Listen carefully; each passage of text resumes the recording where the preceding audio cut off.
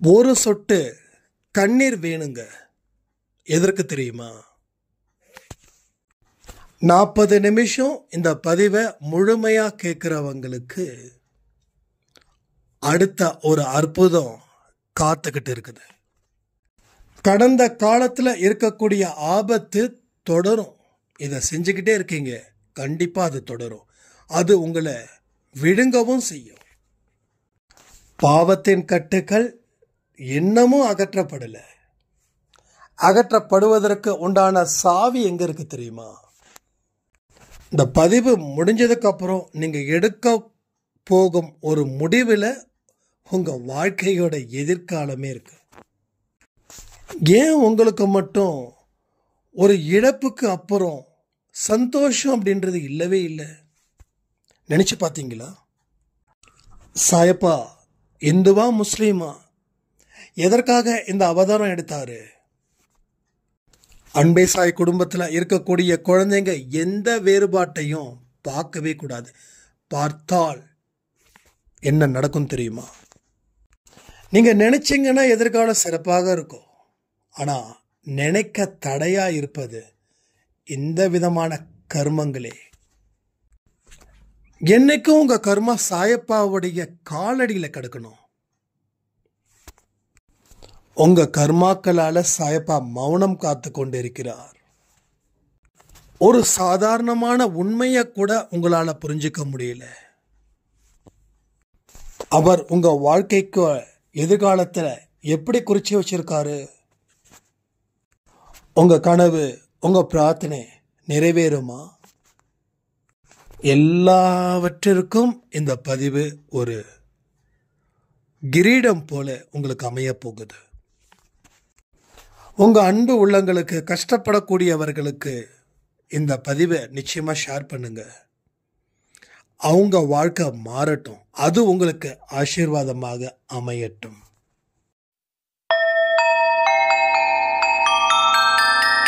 ஓம் சாயிரா சாயிரா, ஓம் சாயிரா சாயிரா, ஓம் சாயிரா சாயிரா, அன்பே சாயிரா, பேரன்பே சாயிரா, அகிலம் தளிக்க ஆத்மா விழிக்க அனுதினம் சாயிரா, எங்கள் அன்பே சாயிரா.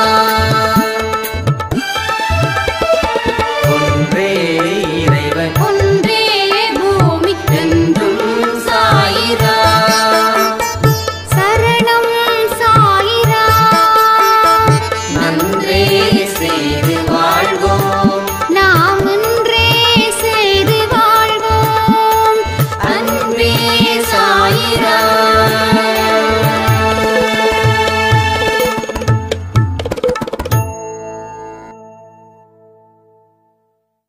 சாய்ராம். என் உயிரின் உயிரானவர்களே, நல்ல செய்தி உங்களுக்கு சீக்கிரம் வரும். உங்க வாழ்க்கையில இருக்கக்கூடிய மேடு பள்ளங்களை நம்ம சாயப்பா சரி செய்ய துவங்கிவிட்டார். இனி ஒவ்வொரு நாளும் உங்களுக்கு ஆனந்தத்தையும் பேரானந்தத்தையும் நிம்மதியையும் சந்தோஷத்தையும் தரக்கூடிய நாட்களாக நம் சாயப்பா மாற்றி தீருவார். எத்தனையோ கஷ்டங்கள்.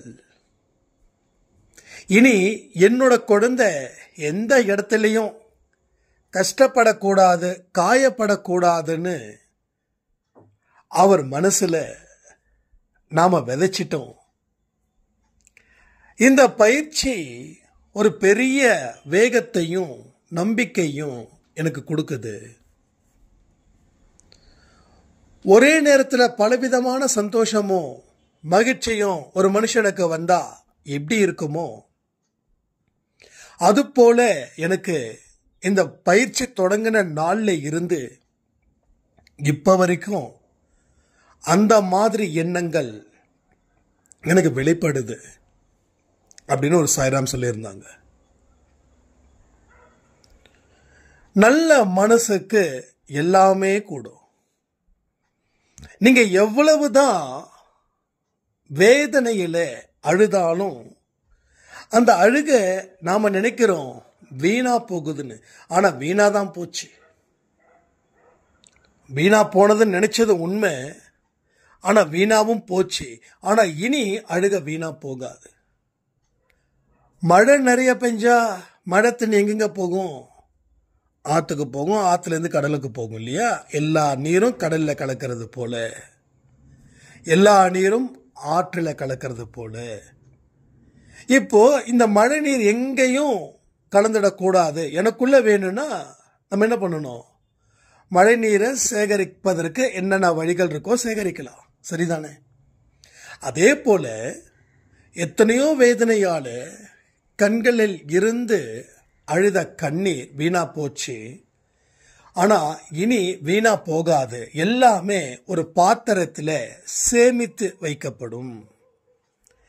அப்போ இனி ஒரு சொட்டு கண்ணீரும் உங்க வாழ்க்கைக்கு புண்ணியமா போகும், வெற்றியா போகும். ஒரு கம்பீரமான வாழ்க்கையை வாழ்வதற்கு அடித்தளமா அமைச்சு கொடுக்கும்.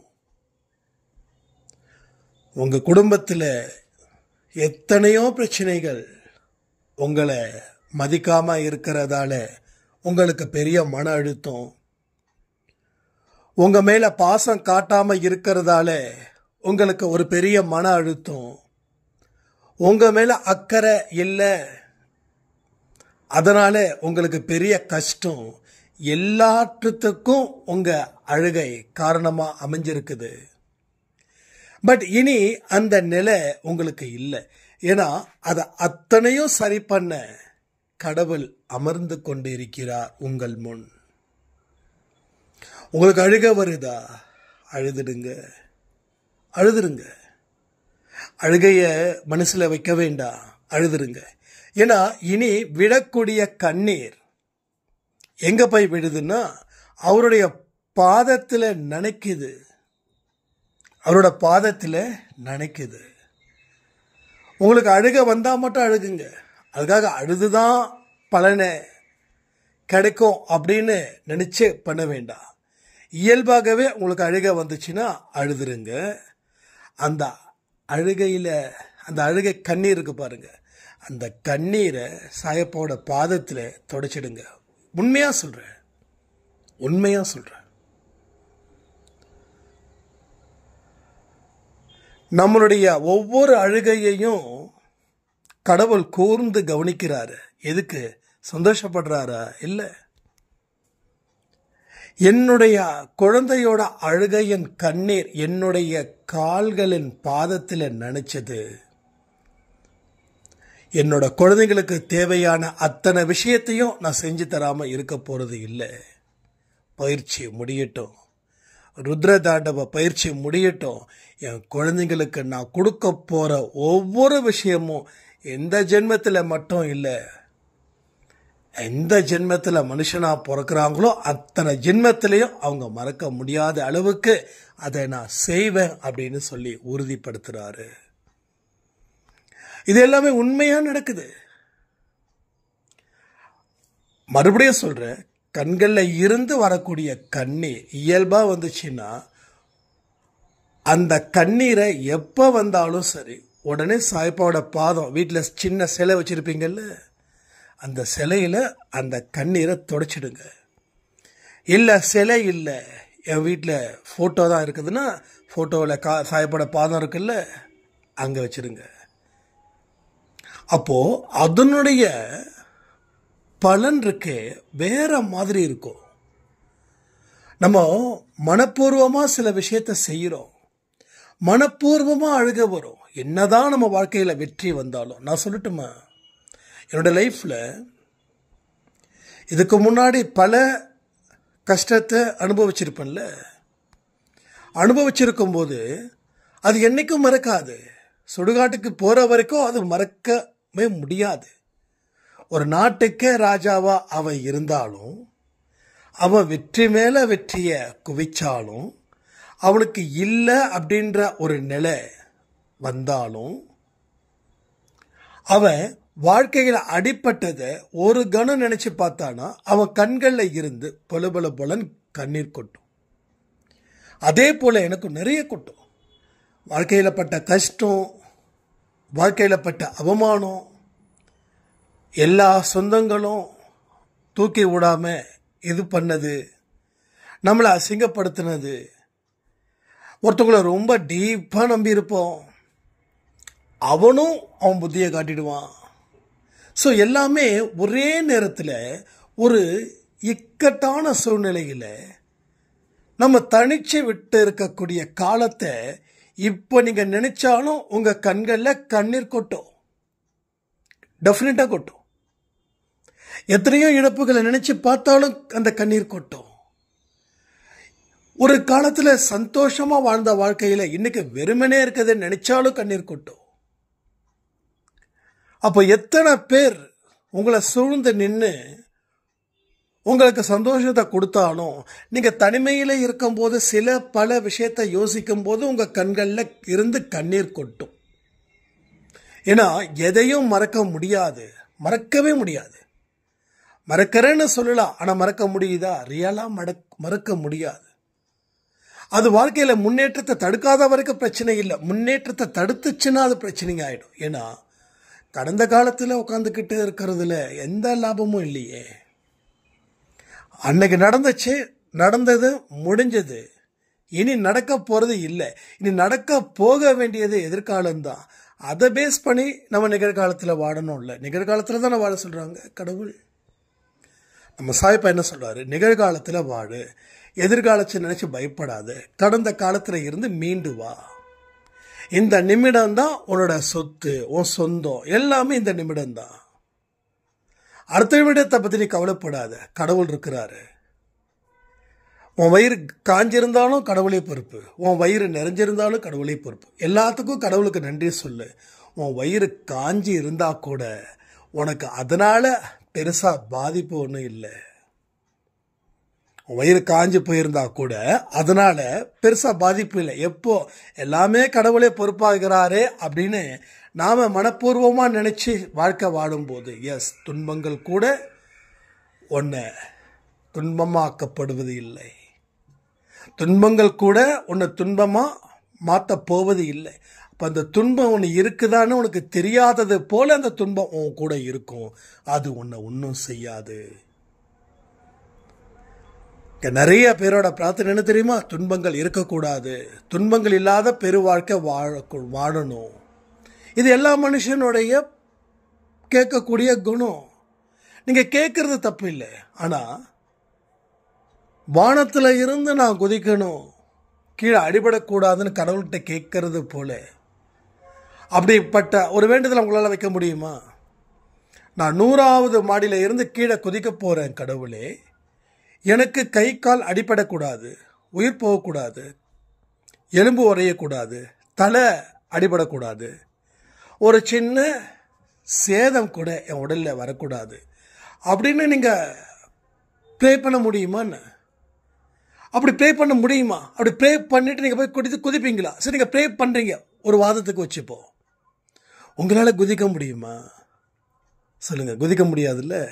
அது போலதான் துன்பமில்லாத ஒரு வாழ்க்கையா குடு அப்படின்னு கேட்கறது, வானத்துல இருந்து நான் குதிக்க போறேன்னு சொல்றது ரெண்டு ஒண்ணு.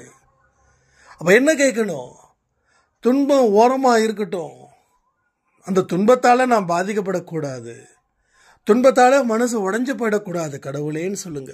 கடவுள் 2 கரங்களை கொண்டு உங்களை அணைப்பார். ஏன்னா உண்மையை புரிஞ்சுக்கிட்டோம், வாழ்க்கை பத்தி இருக்கக்கூடிய சுவாரஸ்யத்தை தெரிஞ்சுக்கிட்டோம், வாழ்க்கை எப்படிப்பட்டதா இருக்க போகுதுன்றதையும் புரிஞ்சுக்கிட்டோம்.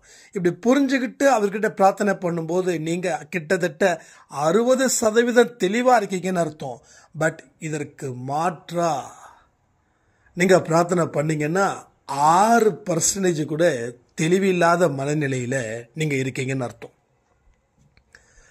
அப்ப உலகத்துல இருக்கக்கூடிய அத்தனை மக்களும் இப்படிப்பட்ட வேண்டுதலை வைக்கிறாங்கன்னா அவங்க 10% தான் தெளிவான மக்களா இருக்காங்க. மீதி 90% கிட்டத்தட்ட வானத்துக்கும் பூமிக்கும் இருக்கக்கூடிய தூரம், வாழ்க்கையோட நிஜத்தை புரிஞ்சுக்க முடியாம நிறைய பேர் இருக்கிறாங்க. ஸோ நிஜத்தை புரிஞ்சுக்கோங்க. நிஜம்தான் உண்மை, நிஜம் பொய் இல்லை, நிஜம்தான் உண்மை. உண்மைக்கு பலம் இருக்கு, உண்மை கசக்கும், உண்மை லேட்டாக வேலை செய்யும், ஆனால் சக்ஸஸ்ஃபுல்லாக மாற்றும். பொய் சட்டுன்னு வேலை செய்யும், ஆனால் ஏடாகுலமாக மாட்டி விட்டுடும். தப்பிக்க முடியாது, தப்பிக்க முடியாது. கதறனா கூட யாரும் கண்டுக்க மாட்டாங்க. ஸோ நம்ம வாழ்க்கையில் நிறைய அனுபவத்தை கடவுள் கொடுத்துருக்காரு. கடவுள் ஒவ்வொரு மனுஷனுக்கும் ஒவ்வொரு விதமான எக்ஸ்பீரியன்ஸை கொடுத்துருக்காரு. அந்த எக்ஸ்பீரியன்ஸ் படி மனுஷன் அதை சரியாக பயன்படுத்திக்கிட்டான் அப்படின்னா அவன் நல்ல வாழ்க்கையை வாழுவான். அவனுக்கு கர்மாக்கள் கூட அடங்கி போகும். இப்போ அனுபவத்தை கொடுத்தும் நீ இன்னும் வாழலைன்னா கர்மா ஒன்றை ஏய்ச்சிடும். ஆனால் அனுபவத்தை, கடவுளை, வாழ்க்கை அத்தனையும் ஓரளவுக்காவது நீ புரிஞ்சுக்க முயற்சி பண்ணு. உன் கர்மா சாயப்பாவோட காலடியில் கிடக்கும். அப்போ சாயப்பாவோட காலடியில் உங்கள் கர்மா கிடக்குதுன்னா பிரச்சனையே இல்லை. ஆனால் சாயப்பாவுக்கு எதிர் நின்னாதான் அது பிரச்சனை. கர்மாவும் சாயப்பாவும் சேர்ந்து பேசிக்கக்கூடிய விஷயத்தை நான் அடிக்கடி மேட்ச் பண்ணுவேன். அப்போது கடவுள் வாதிடுவார், நம்ம சாயப்பா என்னோட குழந்தை விட்டுடுன்னு. அப்போ கர்மா சொல்லுவோம், நியாயத்துக்கு கட்டுப்பட்டவராக இருக்கிறீங்களே, இவ்வளவு விஷயம் அநியாயம் பண்ணியிருக்காங்களே, நான் விட முடியுமா? இப்போ வரைக்கும் அவங்களுடைய எண்ணங்கள் இப்படி தானே இருக்குது, நான் எப்படி இவங்களை விட முடியும்? எப்படி மன்னிக்க முடியும்? எப்படி தண்டிக்காமல் இருக்க முடியும்? இப்போ சாயப்பாவால் மௌனம்தான் சாதிக்க முடியும். ஏன்னா நீதிக்கும் நேர்மைக்கும் கட்டுப்பட்டவர் தானே கடவுள், கட்டுப்பட்டவர் தானே கடவுள். அப்போ அந்த இடத்துல அவர் அமைதியை தவிர வேற என்ன செஞ்சிட முடியும்? வேற எதுவுமே அவரால் செய்ய முடியாதே, வேற எதுவுமே அவரால் செய்ய முடியாது. அப்போ நாம இதை யோசிக்கணுமா இல்லை வேற யோசிக்கணுமா? கமெண்ட் பண்றீங்களா? அப்போ கர்மாக்கள் அவருடைய காலடியில் கிடக்கணும் அப்படின்னா நீங்க ஆரம்பிக்கக்கூடிய விஷயம் ஒரு வாழ்க்கையை பற்றி உண்மையான புரிதல். உண்மையான புரிதல், பொய்யான புரிதல் இல்லை, உண்மையான புரிதல். உங்க சௌகரியத்துக்கு நீங்க புரிஞ்சுக்க கூடாது. என்னுடைய சௌகரியத்துக்கு நான் என் வாழ்க்கையோட பாதையை மாத்திக்க கூடாது. அதாவது என்னமோ ஒரு விஷயத்தை நினைச்சிட்டு இருப்போம், அப்போ ஏதோ ஒரு விஷயம் எங்கேயோ யாரோ சொல்லுவாங்க, உடனே அது எனக்காக சொல்லப்பட்டது அப்படின்னு நினைச்சுக்க கூடாது. அதுதான் நம்ம சௌகரியத்துக்கு ஏற்றது போல மாத்திக்கிறது. என்கிட்ட நிறைய சாய்ராம் சொல்லுவாங்க, சாயப்பாட விருப்பத்தின்படி தான் இது நடந்தது, ஆனா சாயப்பா என் வாழ்க்கையில ஏன் இவ்வளவு பெரிய ஒரு சோகத்தை கொடுக்கணும் அப்படின்னு கேட்கறதுல தப்பு இல்லை, கேட்கறது தப்பு இல்லை. நீங்க சரியா கேட்குறீங்களோ இல்லை தப்பா கேட்குறீங்களோ அது பிரச்சனை இல்லை. ஆனா ஒரு விஷயம், அவரு தான் இதை கொடுத்தாருன்னு நீங்க எதை வச்சு உறுதிப்படுத்துனீங்க? அப்போ உங்க சௌகரியத்தை வச்சு நீங்க உறுதிப்படுத்துனீங்க. எல்லாருமே அவங்கவுங்க சௌகரியத்தை தான் பார்ப்பாங்க, நான் இல்லைன்னு சொல்லல. அதை தாண்டின ஒரு அறிவு வேணும்ல, அந்த அறிவை வச்சு உறுதிப்படுத்தும் போது இல்லப்பா இது அவர் அப்படி சொல்லல, நமக்கு தேவைன்றதுக்காக நம்ம அப்படி நினைக்கிறோம், ஒருவேளை நமக்கு தேவை இல்லை அப்படின்னா நம்ம அப்படி நினைச்சிருப்போமா அப்படின்னு ஒரு கேள்வி. அந்த மாதிரி கேள்விகள் வரும்பொழுது உங்க வாழ்க்கையில தெளிவு கிடைச்சிடும்.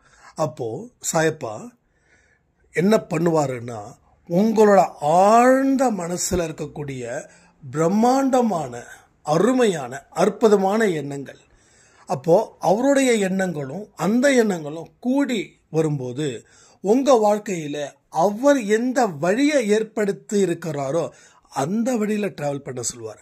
அப்போ கர்மா இவர் முன்னாடி வரவே வராது. எல்லாமே சரியா இருக்கும்போது கர்மா எதுக்கு வரணும்? அப்போ இவர் கர்மாவை பார்க்க வேண்டிய அவசியமும் இல்லை, கர்மா இவரை பார்க்க வேண்டிய அவசியமும் இல்லை. பட் நம்மளுடைய தாட்டும் கடவுளோட தாட்ஸும் நம்ம அறிவை வச்சு நம்ம அனுபவத்தை வச்சு அதை லிங்க் பண்ணும்போது எல்லாமே இங்க சுமூகமாக மாறிடும். புரியுதா உங்களுக்கு?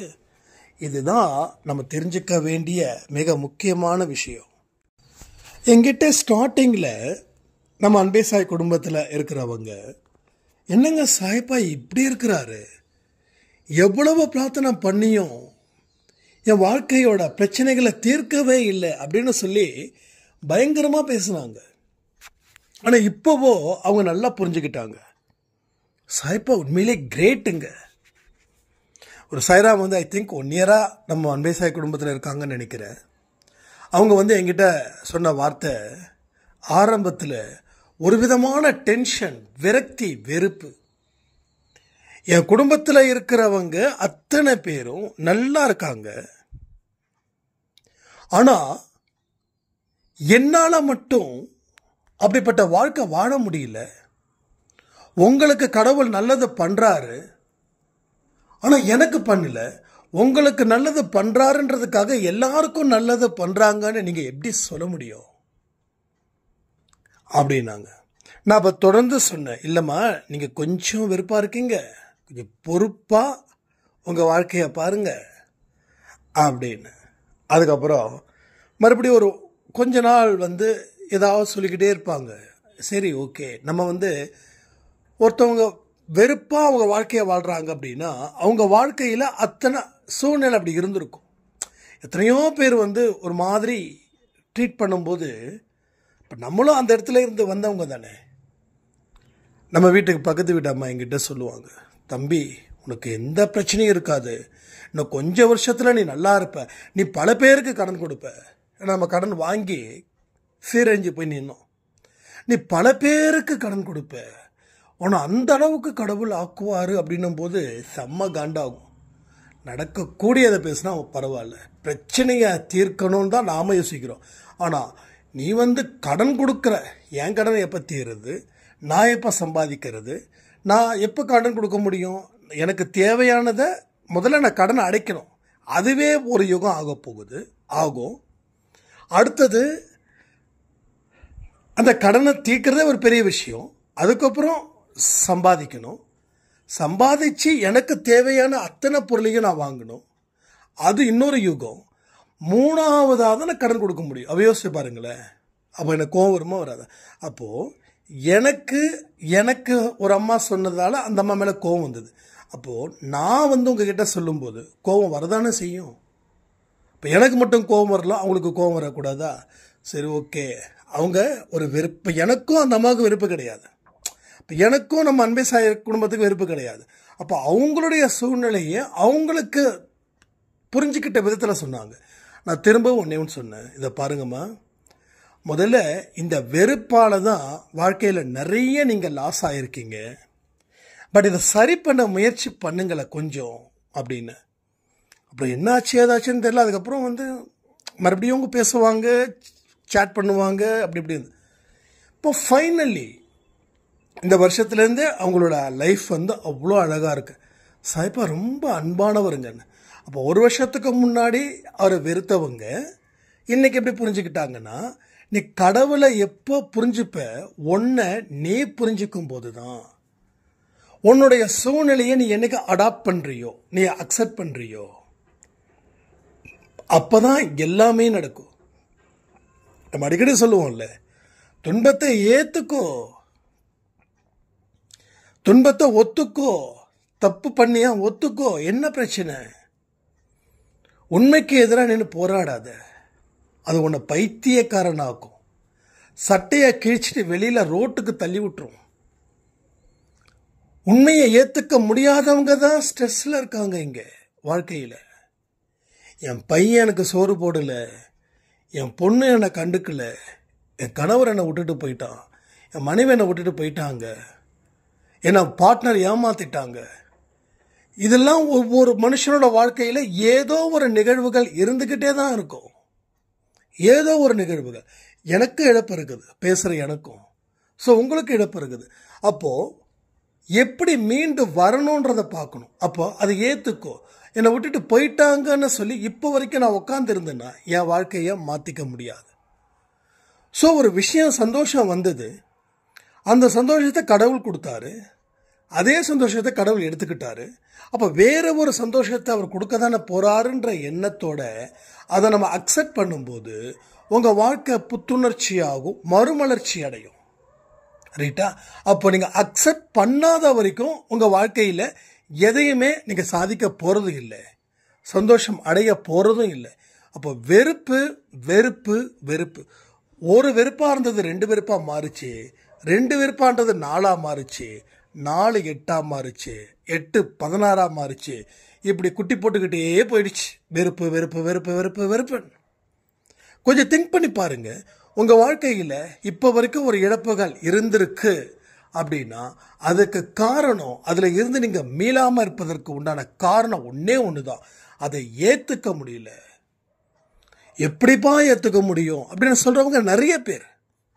அப்போது இப்படியே பேசிக்கிட்டு இருந்தால் ஏற்றுக்க முடியாது. அப்போ மாற்றி பேசணும். அடுத்தது என்னன்றதை பார்க்கறது தான் கரெக்ட். கீழே விழுந்துட்டோம், ஒரு பெரிய பள்ளத்தில் விழுந்துட்டோம். நம்ம எதிர்பார்க்கல. அந்த இடத்துல பள்ளம் இருக்கிறது தெரிஞ்சாதானே. பள்ளம் இருக்க தெரிஞ்சும் அங்கே போய் நம்ம விழுவோமா? நம்ம என்ன பைத்தியக்காரனா? அப்போது பள்ளம் இருக்குதுன்னு தெரியுது, தெரியல, பள்ளம் இருக்குதுன்னு தெரியல, அதனால விழுந்தேன், அதனால எந்திரிச்சிட்டேன், அதனால கொஞ்சம் காயம், கீழே விழுந்தா அடிப்படை தானே செய்யும். அப்போ கீழே விழுந்தா அடிப்படைதான செய்யுன்ற அறிவு இழந்தா பெறதான போறன்ற அறிவு ஏன் வேலை செய்யல? புரியுதா உங்களுக்கு? அடிபட்ட அண்ணப்பா கீழே பள்ளத்துல இப்படி அடிபட்டுச்சா? ஆமாங்க, அடிப்பட்ட விட காயம் அடையதானே செய்யும். நம்ம எதிர்கேள்வி கேட்குறோமா இல்லையா? அப்போ இழந்துட்டோம் அப்படின்னா, ஆமாம் இழந்துட்டோம், பெறதானா போகிறோம், ஏன் அந்த தாட்டு வரல? அதுதான் இங்கே பெரிய பிரச்சனையாக இருக்குது. அப்போ என்ன அர்த்தம்? அக்செப்டன்ஸ் இல்லை, ஒரு ஃப்ளெக்சிபிலிட்டி இல்லை. இருந்தாலும் பிரச்சனை, இல்லைனாலும் பிரச்சனை இல்லைன்னா கடவுள் என்ன தான் பண்ணுவார்? இருந்தாலும் பிரச்சனைங்க, இருந்தால் பயங்கர பிரச்சனைங்க. சரி இல்லைங்க, இப்போ கடவுள் எடுத்துட்டாருங்கன்னா இப்பயும் அதை விட பிரச்சனையாக இருக்குது. அப்போது ப்ராப்ளத்தோட தான் நீ வாழணும் முடிவு பண்ணிட்டியா? அப்போ நீங்கள் ஒரு ப்ராப்ளத்தோடு தான்ப்பா நான் இருப்பேன், நான் வளர மாட்டேன், முயற்சி பண்ண மாட்டேன், உழைக்க மாட்டேன், நல்லா வாழணும்னு நினைக்க மாட்டேன், ஆனால் நான் ப்ராப்ளத்தோடு தான் இருப்பேன், அதில் நான் தெளிவாக இருக்கிறேன் அப்படின்னு நீங்கள் முடிவு பண்ணதால் கடவுள் உங்கள் பிரச்சனைகளை அப்படியே வச்சுட்டார். அப்போ நீங்கள் என்ன பண்ணணும்? எஸ், நான் எல்லாத்தையும் ஏற்றுக்கிறேன். இப்போ கூட நீங்கள் ஒன்றும் இல்லை, நான் எல்லாத்தையும் ஏற்றுக்கிறேன். நான் என்ன சொன்ன எடுத்த உடனே உங்கள் கண்ணீரை அவரோட பாதத்தில் வச்சிருங்கன்ட்டேன் நான். அப்போ இழந்ததை நினச்சி அழுதுருங்க. எஸ், அழுதுருங்க, நோ ப்ராப்ளம், நோ ப்ராப்ளம். எதுவாக இருந்தாலும் சொல்லுங்கள், தைரியமாக சொல்லுங்கள், நோ ப்ராப்ளம். நாளைக்கு தேர்ஸ்டே, நாளைக்கு தேர்ஸ்டே. எதுக்கு இதை தேர்ஸ்டே சொல்கிறேன்னா, நாளைக்கு உங்களோட அழுகை அவரோட பாதத்தில் நிற்கட்டும். அதுக்காக வாலண்டரி அழ வேண்டாம்.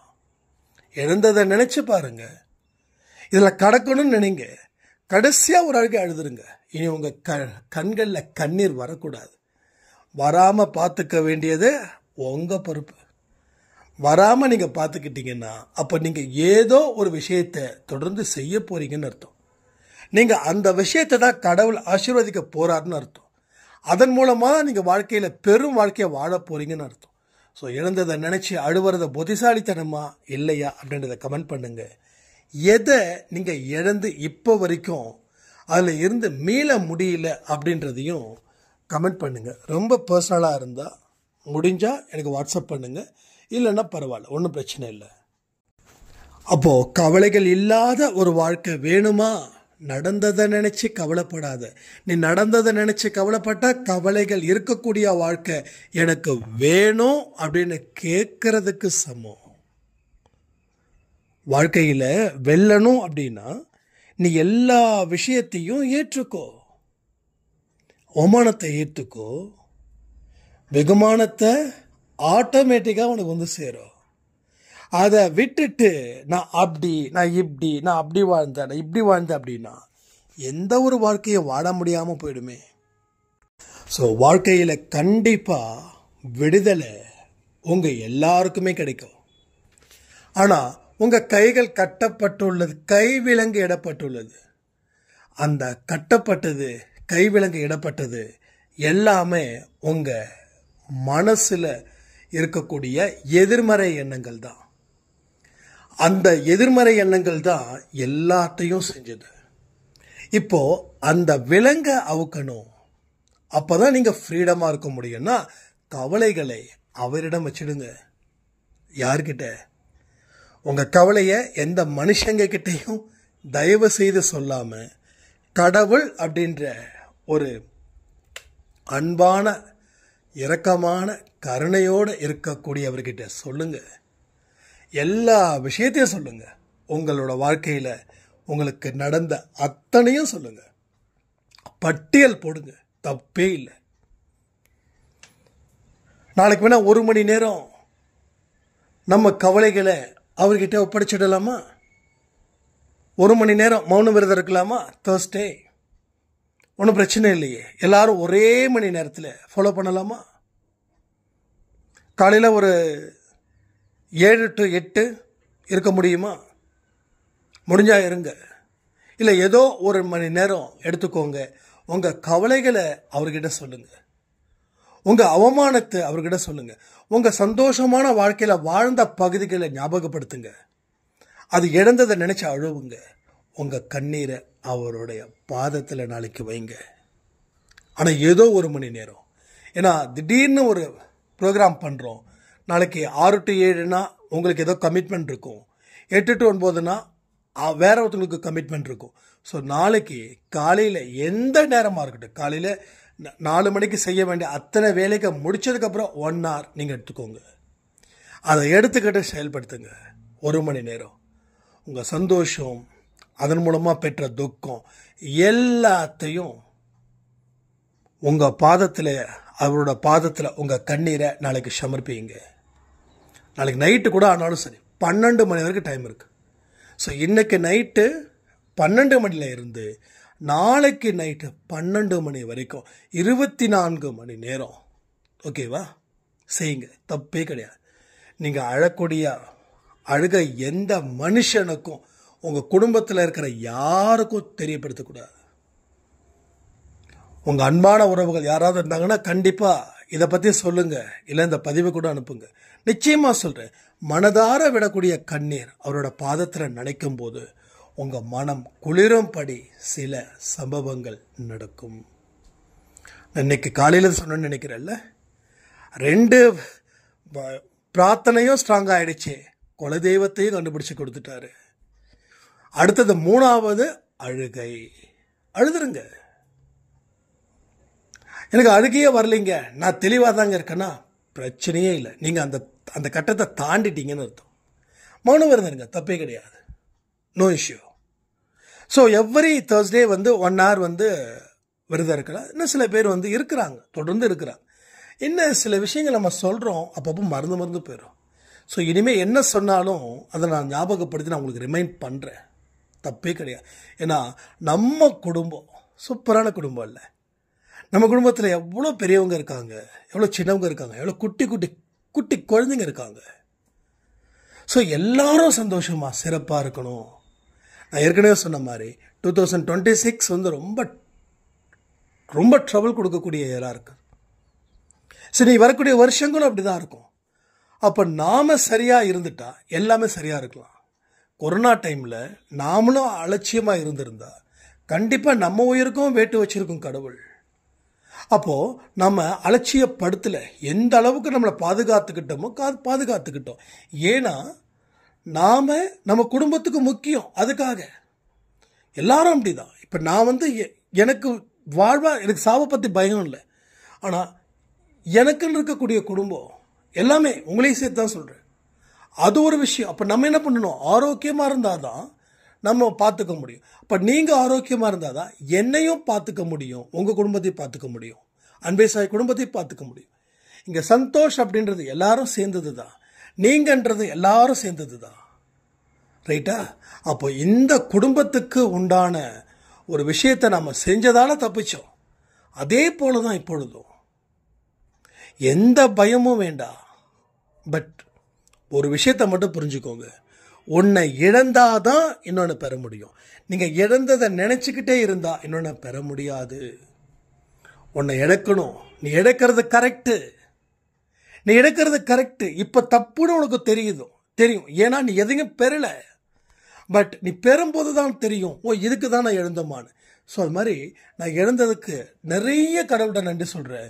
நான் வந்து உங்கள் முன்னாடி நடிக்கணும் அப்படின்ற அவசியம் கிடையாது. அதுக்காக நான் ப்ராமிஸ் பண்ண வேண்டிய அவசியமும் கிடையாது. நான் ப்ராமிஸ் பண்ண போகிறதும் இல்லை இனிமேல். ஏன்னா ஒரு கனவு இன்னும் அடிக்கடி ப்ராமிஸ் பண்ணிகிட்டே இருக்கிற, பண்ணக்கூடாதுன்னு சொல்கிற, நீ பண்ணுறியே அப்படின்ற மாதிரி ஒரு குரல். அது என்னைக்கோ கேட்டது, மறந்துருச்சு சொல்கிறதுக்கு. அதனால் நான் வந்து ப்ராமிஸ் பண்ண மாட்டேன். ப்ராமிஸ் சொல்ல வேண்டிய அவசியம் இங்கே உங்களுக்கும் இல்லை, எனக்கும் இல்லை. நம்பிக்கை தான் நான் வாழ்க்கை. அப்போ நான் இழந்ததுக்கு பல கோடி நன்மைகளை கடவுள் எனக்கு செஞ்சுருக்கார். ஏன்னா பெற்றது ஜாஸ்தி. ஒருவேளை அதை இழக்கலைன்னா இதை பெற்றிருக்க முடியாது. சரி, அதை இழக்காமல் இருந்திருந்தா நான் நிம்மதியாக வாழ்ந்திருப்பேனா? இல்லையே, அதான பிரச்சனை. சந்தோஷமாக வாழ்ந்திருக்க முடியாது. அப்போ இழந்தது நல்லது. இழக்கலைன்னா இன்னும் மோசமாக போயிருக்கும் வாழ்க்கை. இழந்தது ரொம்ப நல்லது. ஏன்னா பெற்றது நிம்மதி, சந்தோஷம். இன்னும் நிறைய உறவுகளை திருப்திகரமாக நான் பெற்றேன். எத்தனையோ அக்கா, எத்தனையோ தங்கச்சி, எத்தனையோ அம்மா, எத்தனையோ அப்பா, எத்தனையோ தம்பிங்க. காலேஜ் படிக்கிற பசங்கள்லாம் அண்ணா அண்ணா அண்ணா அண்ணா அண்ணான்னு சொல்லி. நேற்று கூட ஒரு சாய்ப்பா வந்து முஸ்லீமா இல்லை ஹிந்துவா அப்படின்னு சொன்னாங்க. நல்ல வேலை தம்பின்னு சொல்லும்போது எனக்கு அந்த தம்பியோட ஞாபகம் வந்துருச்சு. தம்பி, ஒன்று மட்டும் புரிஞ்சுக்கோங்கப்பா, இந்து முஸ்லீம் ஒற்றுமையாக இருக்கணுன்றதுக்காக தான் சாய்ப்பா அவதாரம் எடுத்தாங்கன்னு சொல்லி சச்சரிதமில் இருக்குது.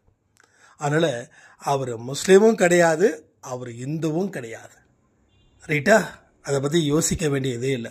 ஆனால் அவர் வந்து ராமரோட அவதாரம், தத்தாத்திரேயரோட அவதாரம், கிருஷ்ணருடைய அவதாரம் அப்படின்னு சொல்லியிருக்காங்க. ஸோ அதிகபட்சமாக சொன்னது வந்து ராமரோட அவதாரம், தத்தாத்திரேயரும் அவதாரமும் சொல்லியிருக்காங்க. ஆனால் அதிகமாக பேசப்பட்டது ராமருடைய அவதாரம். ரெண்டாவது, அவர் பிறந்தது பிராமண குலத்தில் பிறந்ததாகவும் வளர்ந்தது ஒரு முஸ்லீம் பெரியவங்க வளர்ந்ததாகவும் சச்சரித்திரம்ல இருக்குது. அதனால் அவர் முஸ்லீமா ஹிந்துவான்றது நீங்கள் மட்டும் இல்லை, பல காலத்தில் ஒரு ஆராய்ச்சியே நடந்தது. ஆனால் இந்துவும் முஸ்லீமும் ஏகப்பட்ட பிரிவினைவாதம் ஒரு காலத்தில் இருந்தது. ஒரு காலத்தில் அவர் பிறக்கிறதுக்கு முன்னாடி. ஸோ அதை வந்து இரண்டு பிரிவையும் ஒன்றாக்கணுன்ற முயற்சியில் தான் அவர் அவதாரம் எடுத்ததா சொல்லப்படுது. ஓகேவா? அதனால தான் அந்த சச்சரித்திரம் நீங்கள் படிச்சிங்கன்னா அந்த ராமநவமி டைமில் ஒரு பக்கம் முஸ்லீம் சம்மந்தப்பட்ட விழாவும் போகும், ஒரு பக்கம் ஹிந்து சம்மந்தப்பட்ட விழாவும் போகும். ரொம்ப அழகாக இருக்கும், ரொம்ப அற்புதமாக இருக்கும். அவரோட வழியில் வந்ததை நாம் எல்லாம், அதனால தான் நம்ம சொல்கிறோம், இந்துவாக என்ன இருந்தா என்ன, கிறிஸ்டினாக இருந்தா என்ன, முஸ்லீமாக இருந்தா என்ன, பௌத்திகமாக இருந்தா என்ன, எதாக இருந்தா என்ன, எந்த ஜாதியாக இருந்தா என்ன, மேல் ஜாதி கீழ் ஜாதியெல்லாம் இல்லை. மனசு தான் எல்லாத்துக்கும் காரணம். ஜாதியை பார்த்தா நீ மோசம் போயிடுவ, ஜாதியை பார்த்தா கடவுள் உன்கிட்ட வரமாட்டார். யாரையும் வெறுக்காத, அன்பு செலுத்து. அதற்குத்தான் அவர் அவதாரம் எடுத்தார். அப்போ அவர் சொல்கிறது போல் நாம் செய்ய ஆரம்பிச்சிட்டான்னா நம்ம வாழ்க்கையில் பல நல்ல விஷயங்கள் தொடர்ந்து நடக்குமே, ஏகப்பட்ட விஷயங்கள் நடக்குமே. ஸோ என்றைக்குமே ஒரு கடவுளை வணங்கும் போது அந்த கடவுளுடைய கரு என்னன்னு தெரிஞ்சுக்கணும். கருனா கருத்து, கருனா அந்த கரு இல்லை, கருத்து. இந்த கடவுளோட போதனைகள் தான் கருன்னு சொல்லுது. போதனைகள் என்ன, அட்வைசஸ் என்ன, அவங்களோட மார்க்கம் எப்படிப்பட்டது, இதையெல்லாம் தெரிஞ்சுக்கிட்டு நம்ம வணங்கும் போது இன்னும் பாசிட்டிவான ஆட்டிடியூட்ஸ் வரும். இல்லைன்னா என்னமோ இப்போ எல்லாரும் சாய்ப்பா எப்படி வணங்குறாங்க தெரியுமா? அன்பை சாய் குடும்பத்தை தாண்டி சொல்கிறேன். இப்போ அவரை கும்பிடுப்பா, வாரம் வாரம் வியாழக்கிழமை சாமி கும்பிடு, நிறைய வந்து பிரச்சனையை தீருதான். அவரோட போதனைலாம் ஒன்றும் தெரியாது. ஒன்றும் இல்லை, சாயப்பா கோயிலில் இருக்கிறவருக்கே தெரியல. நான் வந்து நேராக வியாழக்கிழமை அன்னைக்கு நானும் விஷ்ணு சாய்ராமும் போகிறோம். அவர் வந்து ஓரமாக நில்லுங்கன்றாரு. நான் சொல்கிறேன், இவ்வளோ நேரம் ஆகுங்களா, சரிங்க நாங்கள் சாப்பிட்டு வந்து சாயப்பா பார்க்குறோம் அப்படின்றோம். உடனே அவர் வந்து, தம்பி சாப்பிட்டுட்டுலாம் வரக்கூடாது, பார்த்துட்டு தான் அப்புறம் சாப்பிடணுன்ற. ஆனால் சச்சரித்திரம் என்ன சொல்லியிருக்குது, சாப்பாடு பசி இருந்தால் போய் சாப்பிட்டுட்டு வந்து என்ன மனப்பூர்வமாக தரிசனம் செய்யன்னு சொல்லிடுங்க. அப்போது எனக்கு அவர் சொல்லும்போது, இல்லைங்க பசிக்குது சாப்பிட்டு வந்துடுறேன், நான் ஆர்குமெண்ட் பண்ண விரும்பலை. அப்போ கோயிலில் இருக்கக்கூடியவருக்கே அவரோட போதனைகள் தெரியல. அவரும் மனுஷன்தான், நான் இல்லைன்னு சொல்லவே இல்லை. ஆனால் அந்த ஒரு கோயிலில் நம்ம இருக்கிறோம், அவருடைய போதனைகள் என்னன்னு தெரிஞ்சுக்கிட்டா இன்னும் வசதியாக இருக்கும்ல, அதுக்கு சொல்ல வரேன். நான் யாரையும் குறை சொல்ல நினைக்க வேண்டாம். பட் எந்த கடவுளை வணங்கினாலும் முழுசாக புரிஞ்சுக்கணும். அதுக்கு தான் அன்பே சாயில இவ்வளவு தூரம் நம்ம பேசுகிறோம். இந்த தீட்டு லேடிஸ் பீரியட்ஸ் ஆச்சுன்னா ஆரத்தி எடுக்க முடியாது, அதெல்லாம் ஒன்றுமே கிடையாது. இப்பயே சொல்லணும், வெளியில இருந்து வருவது தீட்டுகளே அல்ல, உள்ளே இருந்து வருவது தான் தீட்டு. உள்ளே இருந்து என்னது? பேராசை, சினம், காமம், கோபம், அகங்காரம், இந்த மாதிரி மோசமான புத்திகள் இருக்கே, அதுதான் தீட்டே தவிர வெளியிலேருந்து வர்றது தீட்டுக்களே இல்லை. அதனால கடவுள் இந்துவா முஸ்லீமா நினைக்கிறதெல்லாம் வேண்டாம். பட் அவருடைய அந்த அவதாரத்தோட நோக்கம் அதுவாக இருந்துச்சு. இதை பற்றி கரெக்டாக டீட்டெயில்ஸ் இங்கே இருக்கிற அன்பே சாய் குடும்பத்தில் இருக்கிறவங்க சச்சரித்திரத்தில் ரொம்ப கரைச்சி குடிச்சிருக்கீங்க நிறைய பேர். ஸோ இந்த இந்துவா முஸ்லீமான்ற ஒரு கேள்விக்கு பதில் அழகாக ஹேமத் பந்த் சொல்லியிருப்பாங்க. அது சம்மந்தப்பட்ட அத்தியாயத்தையோ இல்லை அதில் சொல்லப்பட்ட வார்த்தைகளையோ இங்கே தயவு செய்து கமெண்ட்டில் போஸ்ட் பண்ணணும்னு நான் கேட்டுக்கிறேன். ஏன்னா அவ்வளவு பெரிய விஷயங்களை நீங்களும் பலருக்கு கொண்டு வரணும். நான் ஆடியோ மூலமாக சொல்லக்கூடிய விஷயத்தை தாண்டி நீங்கள் கமெண்ட் மூலமாக கொடுக்கப்படக்கூடிய விஷயங்களும் இங்கே போய் சேருது. நான் திரும்பவும் சொல்கிறேன், எல்லா கமெண்ட்டும் படிங்க, எல்லாத்துக்கும் ஒரு தம்ஸ்அப் போடுங்க. தம்ஸ்அப்னா அந்த ஓகேன்ற மாதிரி ஒரு குறி இருக்கு இல்லையா, அது. ஏன்னா நீங்கள் எத்தனை கமெண்ட்டை படிச்சிருக்கீங்கன்றது எல்லாருக்கும் தெரியணும் இல்லையா. ஒருத்தவங்க வேலை விட்டு கமெண்ட் ஏன் போடுறாங்கன்னா, சரி நம்ம அன்பே சாயில சொல்கிறாங்க கமெண்ட் போடலாம் அப்படின்றதுக்காக தான். அவங்க கமெண்ட் போடுறதால நம்ம என்ன காசு கொடுக்க போகிறோமா? இல்லை. பட் எல்லாத்துக்கும் ஒரு விதமான நெருக்கம் சாய்பாடு தேவைப்படுது. அப்போ உங்கள் மனநிலை எப்படியோ அதற்கு தகுந்த மனநிலை நீங்கள் போஸ்ட் பண்ணும்போது, நான் சொல்ல கூடாத விஷயத்தை கூட சாய்ப்பா உங்கள் மூலமாக சொல்லுவார். நான் சொல்ல மறந்த விஷயங்கள் நிறைய இருக்கும், அதை கூட உங்கள் மூலமாக வெளிப்படுத்துவார். இனிமேல் பெஸ்ட்டு கமெண்ட்டுக்கு நிச்சயமாக நான் ஷார்ட்ஸில் அதை ஸ்க்ரீன்ஷாட் எடுத்து அதை காப்பி பேஸ்ட் பண்ணி ஷார்ட்ஸில் போட போகிறேன். உங்கள் ஒவ்வொரு கமெண்ட்ஸும் வாட்ஸ்அப்பில் நீங்கள் கொடுக்குறதா இருக்கட்டும், இங்கே நீங்கள் கொடுக்குறதா கமெண்ட்டில் கொடுக்குறதா இருக்கட்டும், அதை காப்பி பேஸ்ட் பண்ணி போடுப்போம். அதே போல் இன்றைக்கி காலையில் முத்து செல்வி சாய்ராம் அவங்க பேர், ஓகே, நான் முத்து லக்ஷ்மின்னு சொன்னேன், முத்து செல்வி சாய்ராம். அதை விவசாயத்தின் மேலே தீவிரமான பற்றா இருக்காங்க இல்லையா, அவங்க நேம் மன்னிக்கணும், முத்து செல்வி சாய்ராம். அந்த முத்து செல்வி சாய்ராமுக்காக நம்ம எல்லாரும் பிரார்த்தனை பண்ணிக்கலாம், சரிங்களா? ஸோ வாழ்க்கையில் வெல்வதற்கு உண்டான அத்தனை முயற்சிகளையும் உங்கள்கிட்ட இருக்குதுன்னு சொல்லி இந்த பதிவை நான் முடிக்கிறேன். ஜெய் சாய்ராம்.